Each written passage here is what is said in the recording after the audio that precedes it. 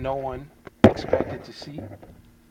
No one expected to see that the Memphis Grizzlies, the worst seeded team, would take the number one seeded team in the West to the brink. And tonight, the Spurs need to win to force that game seven. And I got to tell you something. Memphis, they seem scared. When you hear players say that tonight's game we must win, let you know that they don't want to go back to San Antonio because they don't feel that they can win in San Antonio. The Spurs got absolutely lucky. I don't, sometimes we all say it is better to be lucky than good sometimes, which is true.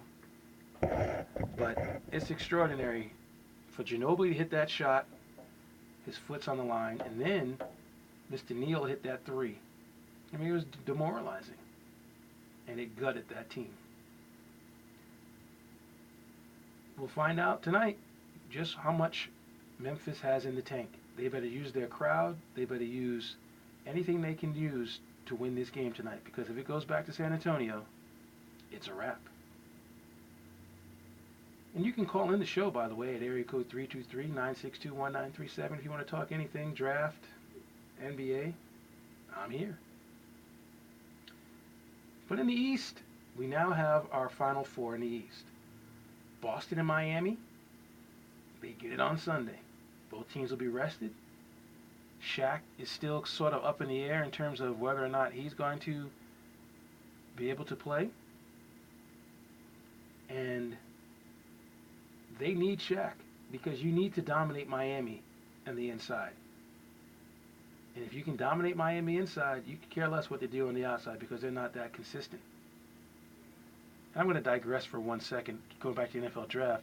I see that the Raiders drafted Stefan Wisniewski. I believe he's the son of a former great Raider, Steve Wisniewski. So that's pretty cool. But we're back to basketball.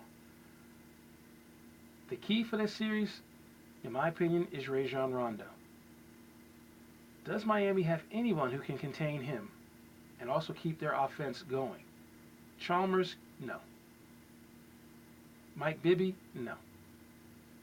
Do they have anyone who's going to be able to keep Rondo out of the paint and keep Rondo from dominating games? For Miami, the key has got to be LeBron James. LeBron James, last season, a lot of people felt that he tanked the last few games. Even though he scored 37 points and scored 40 points, I think, for some reason, and I guess in Game 6 he played a terrible game and everyone feels that it's his fault that he lost and he was already gone. But to me, the bottom line is that was last year. This is your time for redemption. Show the people that you didn't quit, that you are a true champion, a true championship player. But this series is about you. Dwayne Wade already has his ring, and it's up to you to somehow, some way, show the country that you didn't tank last year, just that Boston was just better, that Paul Pierce is just a killer. They talk about Kobe Bryant being the killer and the Black Mamba and all those things out here.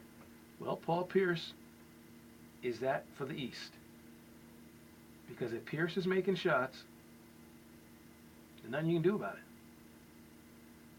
The Bulls are ready for round two. I have been impressed with Atlanta. Atlanta has found ways to knock out Orlando, which I was very surprised by because I felt Atlanta was very disorganized. But they have found a way to get it done. Joe Johnson is a superstar, and he's showing the world that he just got paid a 6-year, $127 million contract, that he's worth it. And nobody's questioning that contract now. The way he hit shots down the stretch, made free throws down the stretch. And for all those people who hate Jamal Crawford, the former Bull, the former Knick, they all talk about how he's just a chucker. He just gets the ball, he don't look to pass. The ball goes into him and you can forget about it. Well, you got to give him his props. If he's making shots, what can you say? And we will talk about the West on 89.7 KLASF FAM after this. Hey, buddy, make job hunting on the internet, huh? Well, we got hot jobs, cool jobs, jobs that are absolute monsters. Just click on our homepage. Come on, click! Hey, where are all the jobs? Tired of internet job sites that lead you nowhere? Then log on to kforce.com. A new kind of job site, kforce.com. Over 2,000 recruiting specialists whose only job is to get you the job. kforce.com. Opportunity has a new address. And we have a call on 89.7 KLS FM. See who it is. Hello. Richard, Yes. it's David from New York. Hey, David, how are you? How are you doing? I'm well, thanks. Thanks for asking. What's up? Well, first of all, forgive me. My voice is going in and out a little, getting over a little sickness. Right on. Listening to the show earlier, wanted to call during the time you were talking about the NFL draft, but I was barbecuing here on the East Coast. Jealous. I love your wings that you used to make and the little hot dog things you used to make with the mustard. I love them. I still doing it, still doing it. I'm jealous of you because you can barbecue all year round. I've got to wait until 60 degrees like today. But yeah, listen, I heard a little bit you were talking about the draft, and I know you don't like what Atlanta did, per se. Really putting a lot of pressure on a young man, and hopefully they did the right thing for them. Right. The New York Giants, as you know, I'm a fan. Yes, sir. I like the pick. Oh, I absolutely love it. Value? Yeah, I like going for value. I do, too. Yeah. But one question, Yep. again, keeping the Atlanta thing in mind, what do you think about a possible trade that the Giants could have done maybe right after pulling the trigger on that 19th pick, where they could have done something to get an offensive lineman in the first round with the remaining picks in the first round? Sort of, stealing Costanzo, in other words. If they had swung a deal with one of the following teams after them, where they could have gotten those 2 picks in a row, for the most part, mortgaged the rest of their draft. But it wouldn't have been as dramatic, I don't think, as what Atlanta did. You know something? I was thinking the Giants were going to draft Costanza because he seemed like a New York guy. I mean, when you want good offensive tackles, Boston College has a reputation of always having some good offensive tackle. You got an Italian guy. He'd be loved in New York playing in the Meadowlands, And I honestly thought the Giants were going to draft him. So when he got the defensive back, I liked that pick too. And I completely would have loved it had they'd made that kind of a move. I mean, they're picking right now. And I see that Daquan Bowers finally went to Clemson. I was hoping that the Giants would draft him since no one had taken him. But I guess Tampa Bay just took him. But I would have loved something like that. And the Colts, I believe, drafted Mr. Costanza. So,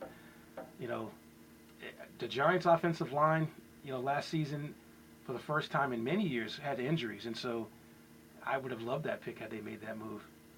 What do you think of the draft so far? Shame on me. I haven't been watching tonight. Again, I've been doing all these things, family things, cooking things. I'm ready to sit down and enjoy it now. Right on. But I love the first day.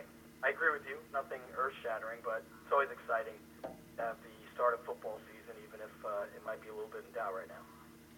Well, us football fans, I mean, it's going to get worked out. I mean, obviously the judge helping out the players this week probably opened the owner's eyes to know that that they don't have the public's view on this, and if the judge is looking at it saying, "Are you guys serious?" I think eventually they will realize that it's time to get something done. And so I appreciate the phone call. The Knicks let us down, but at least they played hard in injuries, whatever. The Mets won 6 out of 7 games, so we're doing okay. We got the Phillies this weekend, but we'll hang tough.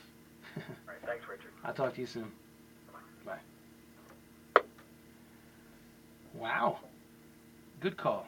Anyone can call in the show. If you want to talk about the NFL draft or the NBA, just make the call. I'll be talking baseball in the next segment, so don't be afraid to call.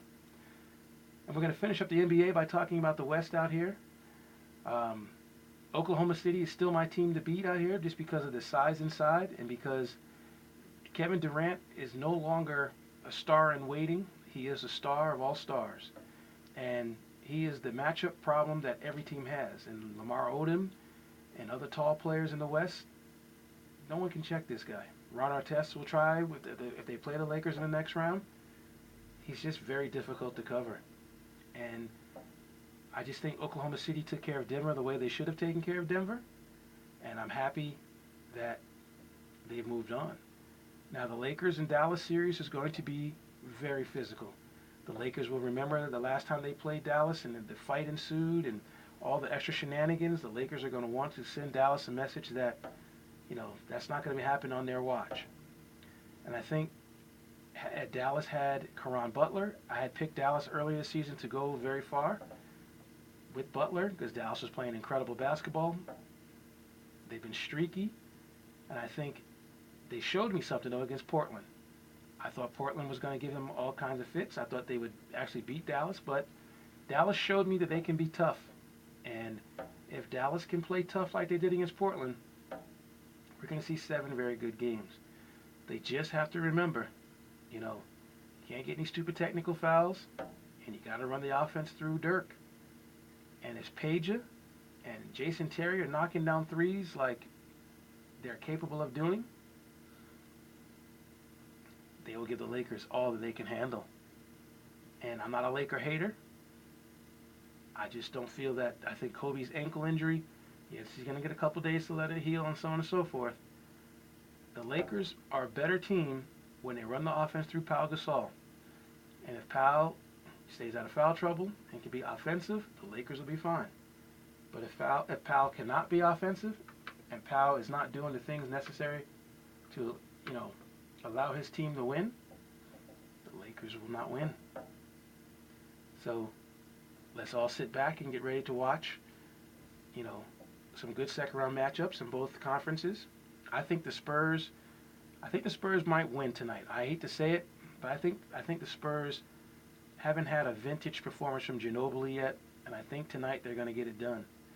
And they're going to force Game 7, and they're going to take on Oklahoma City, but unfortunately lose to Oklahoma City because Kevin Durant is a beast. And I'm going to get what I want, which is the Lakers in Oklahoma City. And in the East, I would like to see Boston and Chicago go head-to-head. But if Miami and Chicago make it, hey, I'll be happy too. And so as I'm sitting here waiting for the Giants to make their second-round pick, I'm going to take a commercial break, give a big kiss to my little girl, and be back on 89.7 KLAS-FM after this. It sits there looking like a candy bar anyways.